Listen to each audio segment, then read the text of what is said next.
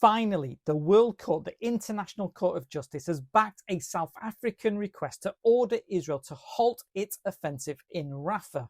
The unprecedented court order reads, "The State of Israel shall, in conformity with its obligations under the Convention on the Prevention and Punishment of the Crime of Genocide, and in view of the worsening conditions of life faced by civilians in the Rafah Governorate, A by 13 votes to 2, immediately halt its military offensive and any other actions in the Rafah Governorate, which may inflict on the Palestinian group in Gaza conditions of life that could bring about its physical destruction in whole or in part."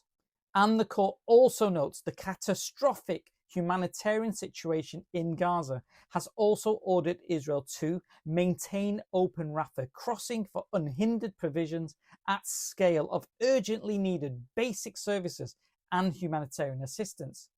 You have to give South Africa a gold medal for its unwavering efforts. This is, after all, the fourth South African attempt at the ICJ to limit Israel's military offensive in Gaza, calling for interim measures accusing Israel of genocide. But what does this also mean? Well, the United Nations Security Council will now be asked to consider enforcement actions against Israel. For example, sanctioning Israel and to use force against Israel by placing an international peacekeeping force in Gaza. Realistically, the UN Security Council is very unlikely to carry out any enforcement actions like this against Israel because of the US veto. And if the US does shield Israel from any enforcement action, this will quite frankly put the international rules-based order in tatters.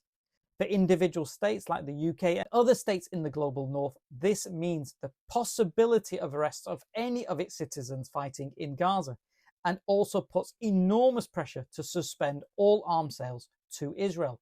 With over 35,000 people killed, hostages on both sides remaining detained, we will have to wait and see what Israel and the world does next.